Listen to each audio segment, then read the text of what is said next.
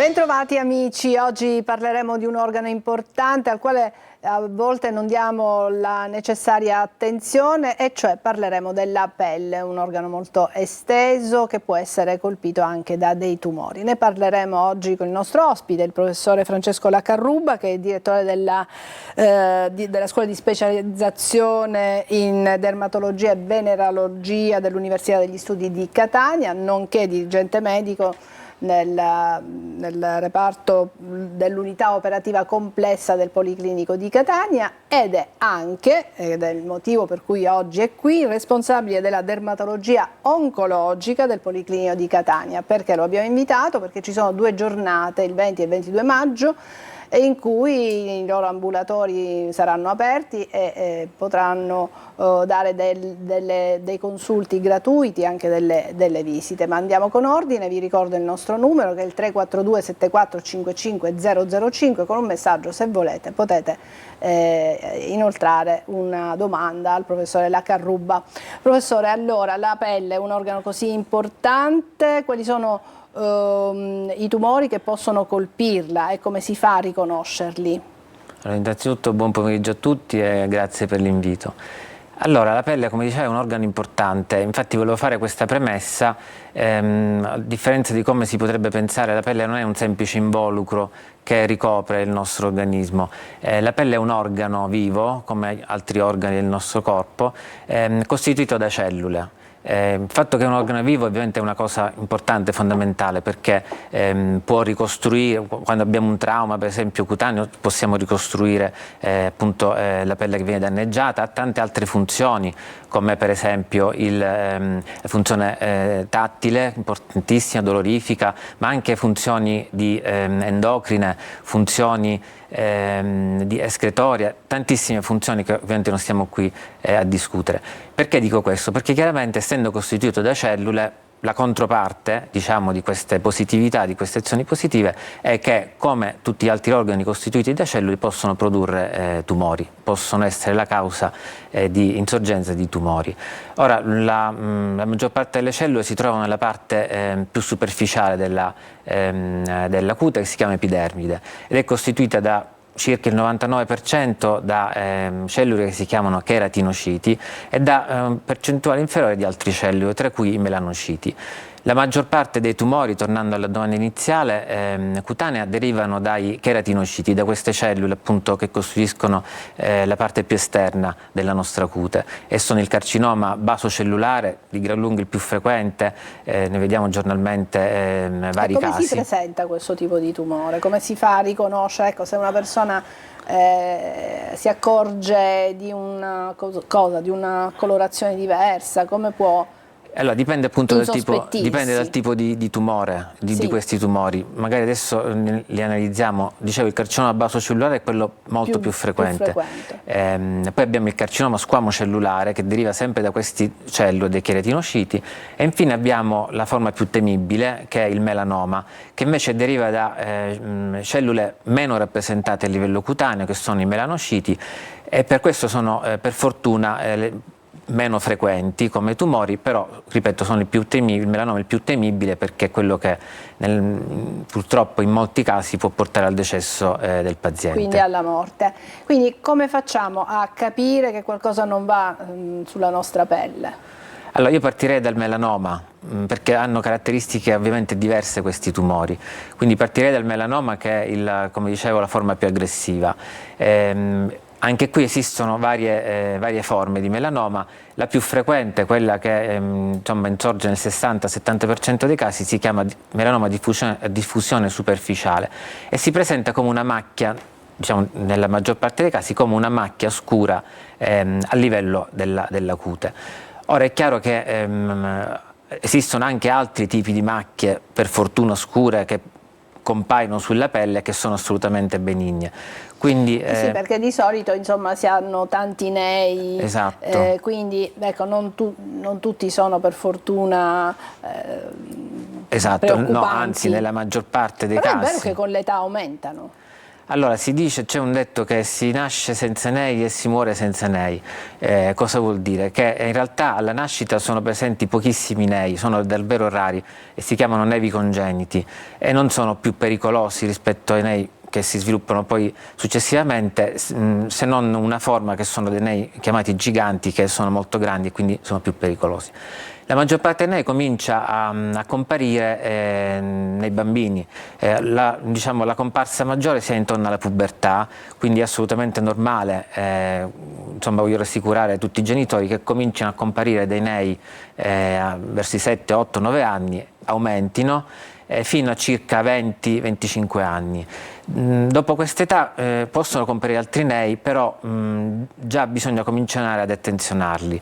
Un neo addirittura che compare, o comunque una lesione che assomiglia a un neo che compare dopo i 40-50 anni deve comunque, non dico destare preoccupazione, però deve far insorgere al paziente un dubbio e quindi Stanno arrivando le prime domande, quindi le rivolgo magari subito. Una signora ci scrive e dice: io in età adulta sono ricoperta da tantissimi angiomi, piccole formazioni rossastre.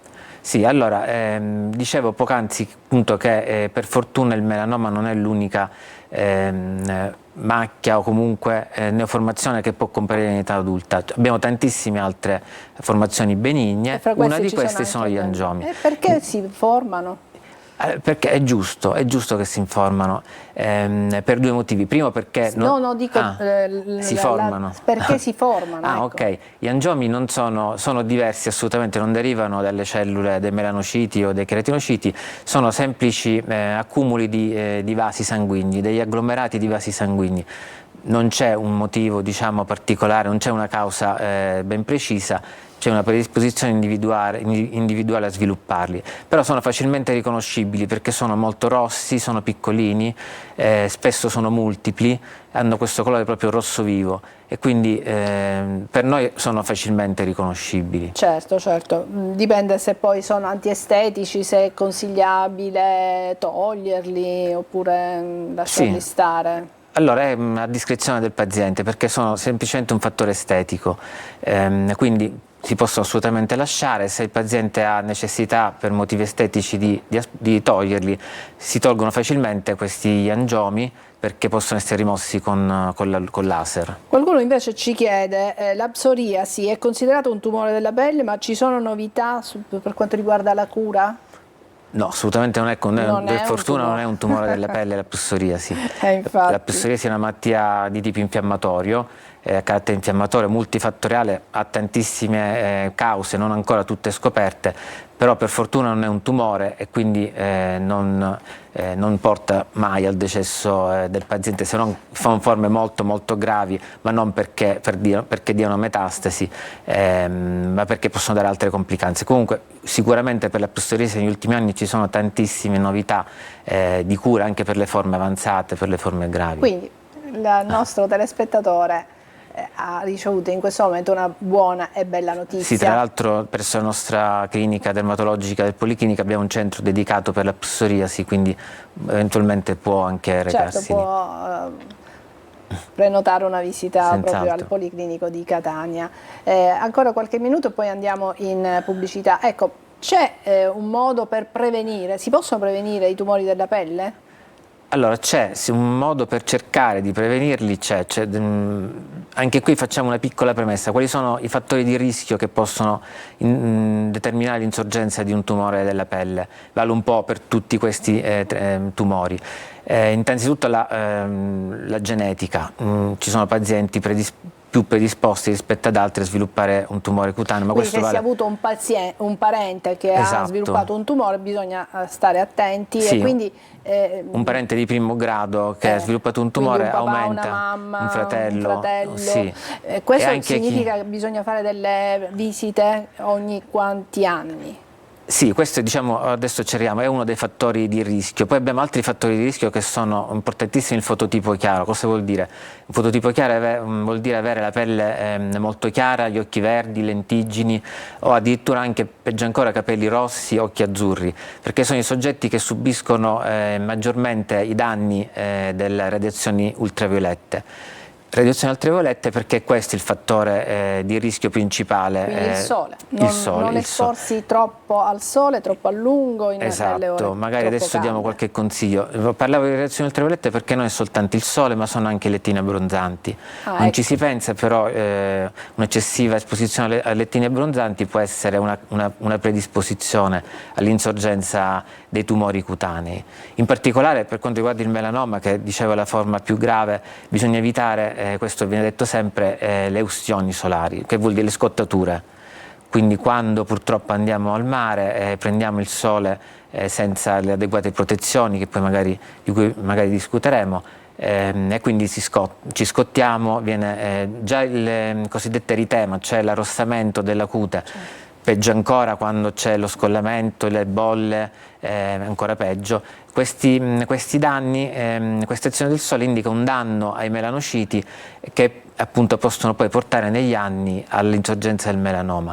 Quindi è un grave trauma che subisce la pelle con una scottatura così. Esatto, soprattutto in età infantile. Ecco perché i bambini bisogna Ci sono proteggerli. tanti studi che evidenziano come le scottature in età infantile possono portare all'insorgenza del melanoma non in età infantile. Qui voglio anche tranquillizzare anche da questo punto di vista magari i genitori, i melanomi nei bambini sono davvero rarissimi, però è un danno che la pelle ricorda per tutta la vita. Ecco. E l'accumulo poi dei danni e delle ustioni nel corso degli anni può purtroppo predisporre maggiormente all'insorgenza del melanoma in età adulta e anche in età avanzata. Tra l'altro l'età media del melanoma non è tanto elevata, siamo intorno ai 40-50 anni, quindi è un'età, sono soggetti giovani, il picco è a quest'età. Bene, professore, andiamo in pubblicità. Nel frattempo vedo che stanno arrivando tantissime domande che rivolgeremo al professore, quindi pochissimi minuti, rimanete con noi.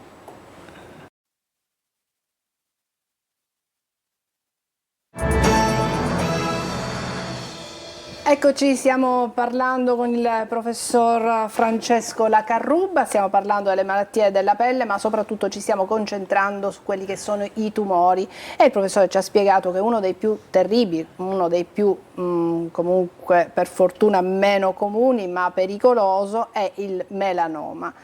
Ci ha raccomandato di evitare una eccessiva esposizione al sole perché appunto le frequenti scottature possono essere non forse proprio causa, ma certamente uno dei motivi per cui poi in età adulta, soprattutto se ci si è scottati tante volte da bambini, si può sviluppare un melanoma. Sono arrivate alcune domande da parte di voi telespettatori che io adesso giro al professore. La vitiligine può considerarsi un tumore e ci sono delle novità per la cura della vitiligine? Allora, anche la vitiligine, anche in questo caso come la psoriasi, non si tratta di un tumore cutaneo.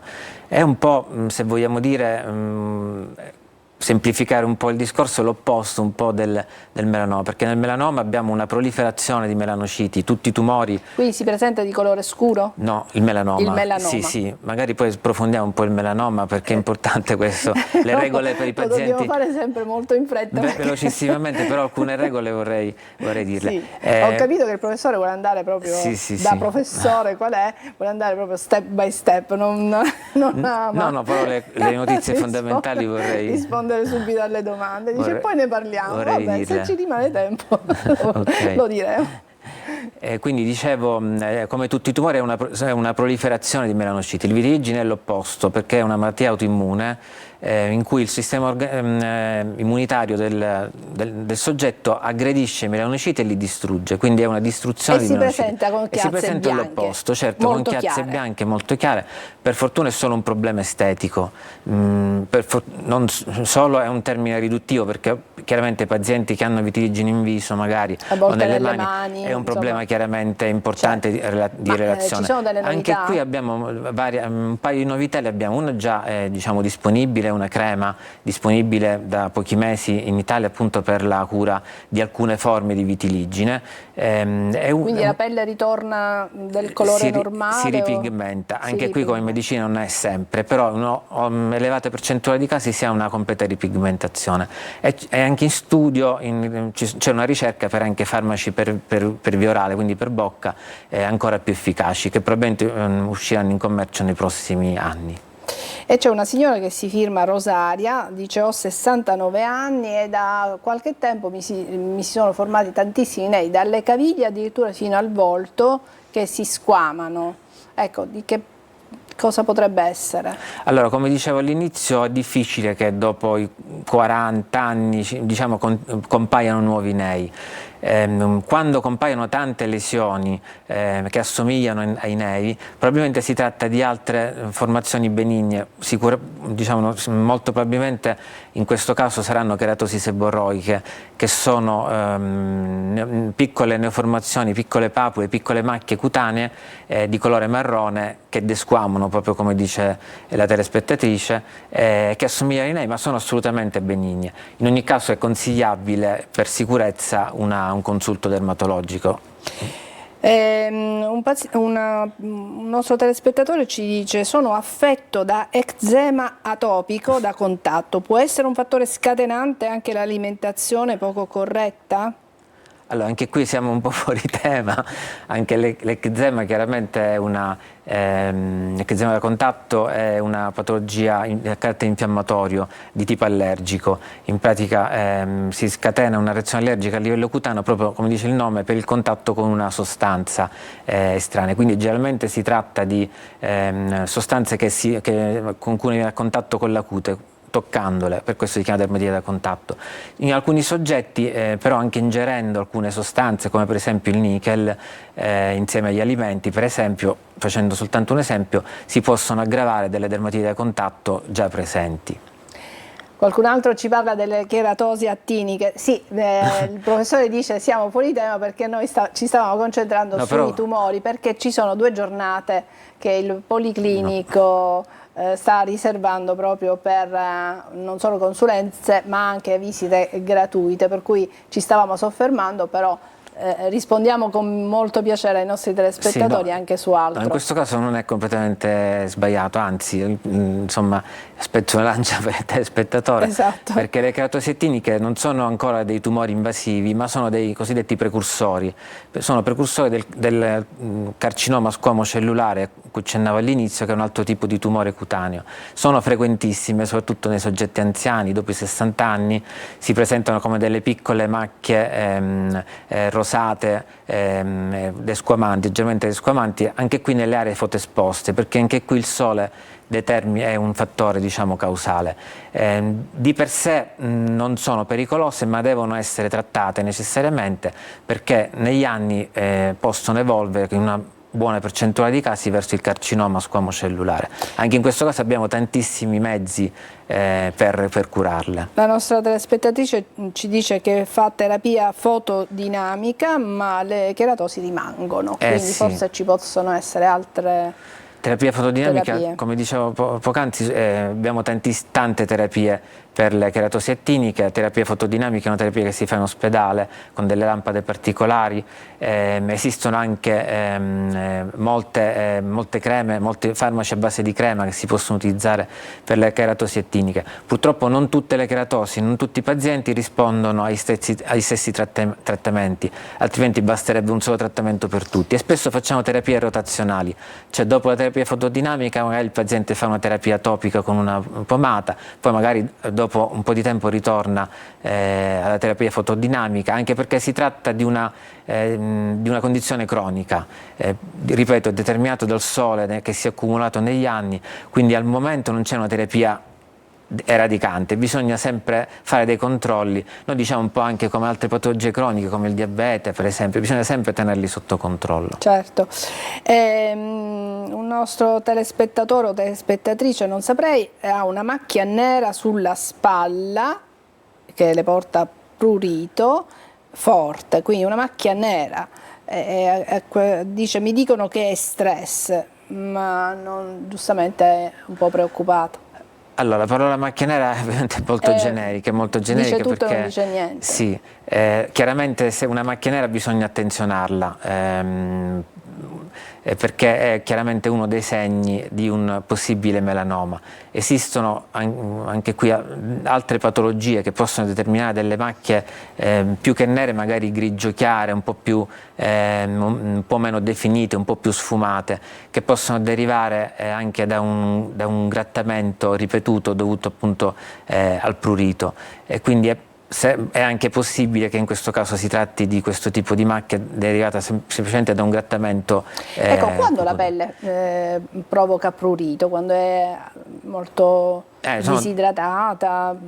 Sono tante le cause del prurito. Una delle più frequenti è la pelle secca, sì, la pelle disidratata, ma non tanto per una disidratazione dovuta a una scarsa ingestione di acqua, quanto al fatto che, soprattutto con l'invecchiamento, la cute proprio presenta una secchezza intrinseca che magari bisogna supportare con l'utilizzo di creme idratanti. Il prurito però di un neo è uno dei sintomi che bisogna attenzionare, perché può essere la spia che non si tratti più di un neo, che è la controparte benigna del melanoma, ma magari di un neo che si sta trasformando, o già di un melanoma affermato, diciamo, che si è già sviluppato. Qualcuno ci chiede il suo nome. Il professore si chiama Francesco Lacarruba ed è responsabile della dermatologia oncologica del Policlinico di Catania, quindi se lo volete trovare lo trovate al Policlinico di Catania.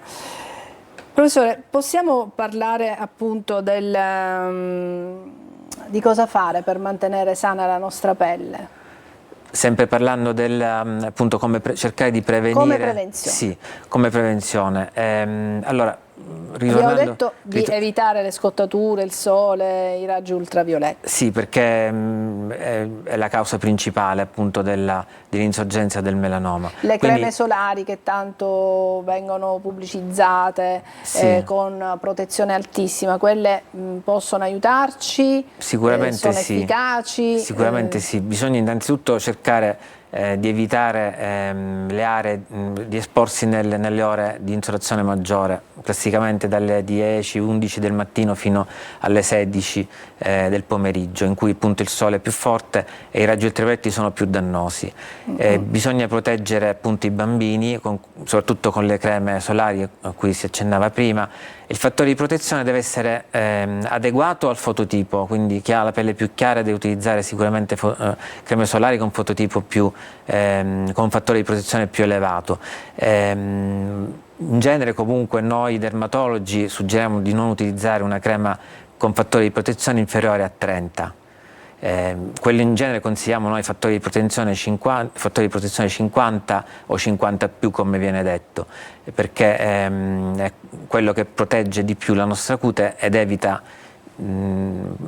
le scottature, appunto, come dicevamo prima. Ovviamente non bisogna basarsi soltanto sul fatto di avere la protezione solare per stare tutto il giorno esposti al sole, magari in barca, quindi comunque avere sempre coscienza di quanto sole si prende e cercare di evitare, ripeto, gli arrossamenti solari. Una parentesi sul fattore di protezione. Il fattore di protezione 50, per esempio, vuol dire che teoricamente potremmo stare esposti 50 volte in più rispetto se non usassi una protezione solare per per evitare la scottatura. In realtà 50 è troppo poco, perché diciamo, è un fattore teorico, perché poi in pratica, facendo il bagno, sudando, a volte mettiamo poca crema, quindi bisogna sempre riapplicarla almeno ogni 2 ore quando siamo al mare.